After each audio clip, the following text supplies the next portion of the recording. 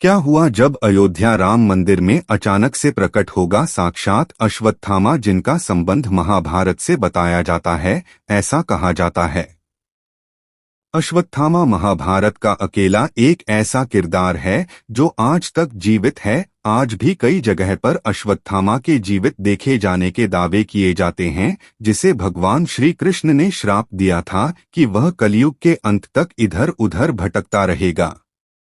लेकिन अभी एक ऐसा चमत्कार देखा गया है जहां कई लोगों ने दावा किया है कि उन्होंने अश्वत्थामा को अयोध्या राम मंदिर में देखा है। लेकिन किस रूप में, वह सच्चाई जानकर आपके भी रोंगटे खड़े हो जाएंगे।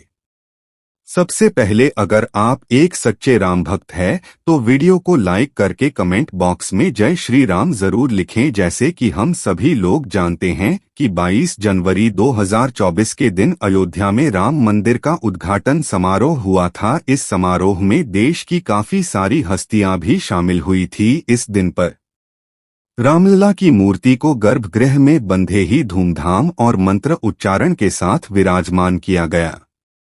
यह दिन लोगों को सदियों तक याद रहने वाला है। लेकिन इन दिनों एक बड़ी खबर सामने आई है जो किसी चमत्कार से कम नहीं है। इस चमत्कार को देखते हुए तो ऐसा ही लग रहा है कि प्रभु श्रीराम साक्षात गर्भगृह में विराजमान हुए हैं। क्या हुआ है, ऐसा चमत्कार जानने के लिए हमारे साथ वीडियो में अंत तक जुड़े रहे। अयोध्या राम मंदिर में प्रभु श्री राम की मूर्ति को जिसने बनाया है, उन मूर्तिकार का नाम अरुण योगीराज है। आज पूरे 7 महीने की मेहनत के बाद प्रभु श्री राम की मूर्ति को अरुण योगीराज ने बनाया है। इसका मतलब अरुण योगीराज पूरे 7 महीने से प्रभु श्री राम की प्रतिमा के साथ ही थे। हालांकि की प्राण प्रतिष्ठा के बाद अब अरुण योगीराज अपने हाथों से बनाई हुई प्रभु श्री राम की प्रतिमा को पहचान भी नहीं पा रहे हैं। योगीराज को लगता है कि प्रतिमा में जरूर कुछ चमत्कार हुआ है। जैसे ही गर्भगृह में प्रतिमा को स्थापित किया गया, वैसे ही प्रतिमा की आभा में बदलाव हुआ और अब प्रतिमा में कुछ अलग ही पेज दिख रहा है। प्रतिमा का तेज पहले से काफी अधिक बढ़ गया है। योगीराज ने कहा कि वह खुद भी इस चमत्कार से हैरान हैं। उनका मानना है कि यह चमत्कार राम लल्ला की कृपा से ही हुआ है। प्रभु श्री राम गर्भगृह में साक्षात विराजमान हो चुके हैं। तो आप भी दोस्तों नीचे कमेंट करें कि आप अयोध्या राम लला के दर्शन करने जा रहे हैं। लेकिन सबसे बड़ा सवाल यह है कि अश्वत्थामा आखिर किस तरह से राम मंदिर में प्रकट हुए, जानकर आपके भी होश उड़ जाएंगे। 23 जनवरी 2024 से राम मंदिर आम श्रद्धालुओं के लिए खोल दिया है। लाखों भक्तों की भीड़ जमा हो गई, भारत दर का माहौल बन गया। लेकिन प्रभु श्री राम की कृपा ऐसी हुई कि सभी भक्तों ने रामलला के बहुत अच्छी तरह से दर्शन किए। पहले दिन तकरीबन 5 से 7 लाख श्रद्धा लोगों ने रामलला के दर्शन किए। लेकिन 24 जनवरी को कुछ ऐसा हुआ जिसे इतिहास कभी भुला नहीं पाएगा। सौरभ नाम के दर्शनार्थी ने हमें बताया गया कि वह प्रातःकाल सुबह जल्दी से राम मंदिर पहुंच गए ताकि वह जल्दी से जल्दी रामलला के दर्शन कर सकें। लेकिन उस समय भी वहां पर काफी भीड़ मौजूद थी, तो हम भीड़ में लगातार आगे बढ़ते जा रहे थे। सौरभ ने हमें बताया सभी भक्तों के मन में बहुत उत्साह था, सभी अभी जय श्री राम के जयकारे लगा रहे थे। लेकिन तभी मेरी नजर एक ऐसे दिव्य साधु के ऊपर बड़ी जिनकी आभाव बहुत चमत्कारिक थी। लेकिन उनकी उम्र बहुत ज्यादा लग रही थी, फिर भी उनके मन में जबरदस्त उत्साह था।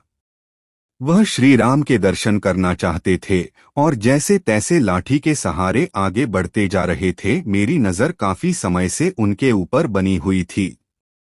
उस दिन रामलला के दर्शन करने के लिए हम सभी को तकरीबन 4 से 5 घंटे लग गए।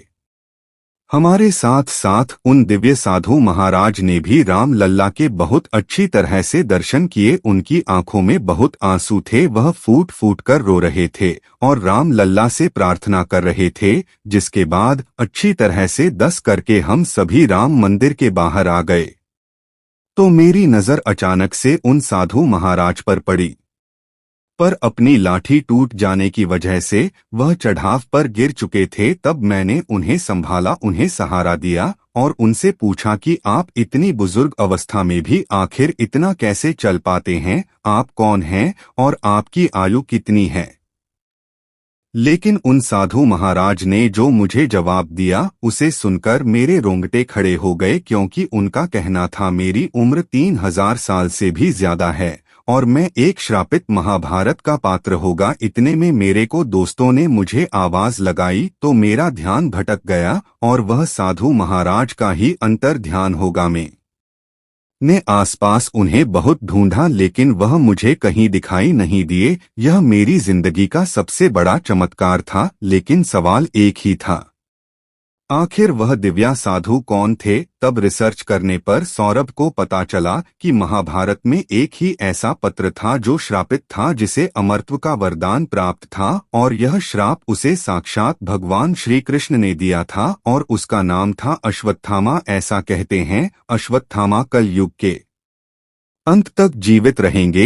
तो क्या उस समय में साक्षात्कार अश्वत्थामा राम मंदिर में राम लला के दर्शन करने के लिए आए थे? इस सवाल ने सभी को आश्चर्य में डाल दिया गया। लेकिन क्या आप जानते हैं भगवान श्री कृष्ण मेनन अश्वत्थामा को श्राप क्यों दिया था? महाभारत के युद्ध की समाप्ति के बाद अश्वत्थामा ने पांडवों के पुत्रों का छल से वध किया था। पुत्र शोक में जब पांडवों ने श्री कृष्ण के साथ अश्वत्थामा का पीछा किया गया तो वे भाग गए। फिर भी जब अर्जुन ने उनका पीछा न छोड़ा तब अश्वत्थामा ने अर्जुन पर ब्रह्मास्त्र चल दिया। उससे बचने के लिए अर्जुन ने भी ब्रह्मास्त्र का प्रयोग किया।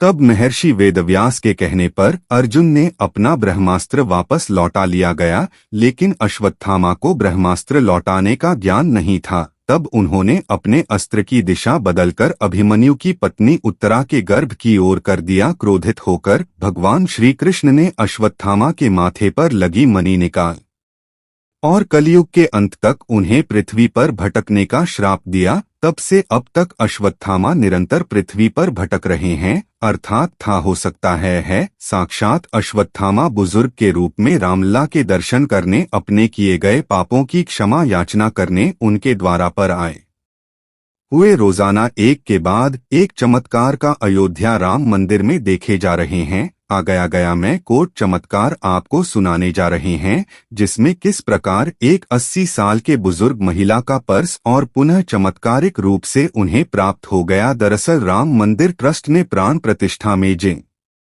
लोगों को आमंत्रित किया था उनमें से एक श्रीधर अपनी पत्नी, बेटे और बहू के साथ कार्यक्रम में शामिल होने आए थे। प्राण प्रतिष्ठा था।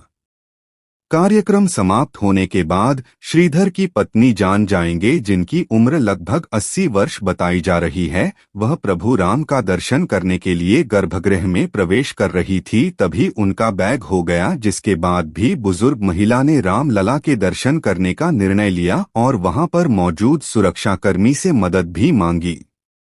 सुरक्षाकर्मी ने वृद्ध जानकी देवी को गर्भगृह तक पहुंचा दिया, जिसके बाद प्रभु राम की भक्ति में महिला लीन हो गए और प्रभु राम से अपने बैग के लिए प्रार्थना की। राम मंदिर ट्रस्ट के मुताबिक महिला के बैग में थे या शेष 550 रुपए और आधार कार्ड के साथ अन्य सामान थे, लेकिन महिला ने आने पैसे की फिक्र न करते हुए पहले रामलला के दर्शन करने का फैसला किया। अब आपके मन में यह सवाल चल रहा होगा कि महिला को बैग कैसे मिला। प्राण प्रतिष्ठा कार्यक्रम में उत्तराखंड के हरिद्वार के प्रेमानंद जी महाराज भी शामिल हुए थे। उनके झोले में वृद्ध महिला का बैग गिर गया। इसके बाद जब प्रेमा आनंद महाराज अपने आश्रम पहुंचे तो उन्हें महिला के बैग की जानकारी मिली, यानी राम मंदिर में खोया हुआ पर अयोध्या से 680 किमी दूर हरिद्वार में मिला।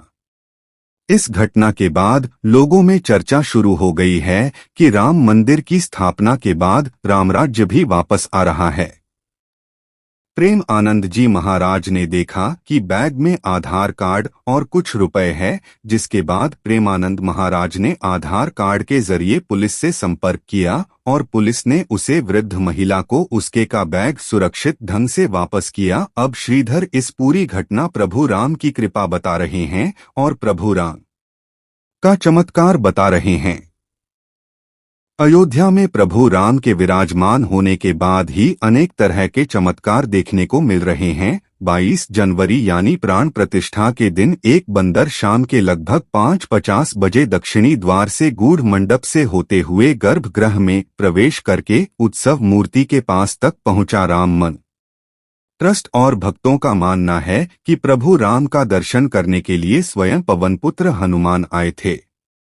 राम मंदिर ट्रस्ट ने प्रेस विज्ञप्ति जारी कर इस अद्भुत चमत्कार की पुष्टि भी की है। ऐसा लगता है मानो कई सारी दिव्य शक्तियां अयोध्या में निवास कर रही हों, क्योंकि एक के बाद एक इतने सारे चमत्कार सामान्य नहीं हो सकते। आज हमारा सौभाग्य है कि हम राम मंदिर को बढ़ता हुआ अपनी आंखों से देख पाए हैं, लेकिन इस राम मंदिर के पीछे कई कट्टर हिंदू साधु संतों का बलिदान है। तो इन सब को आप सब मिलकर श्रद्धांजलि जरूर दे। धन्यवाद। जय श्री राम।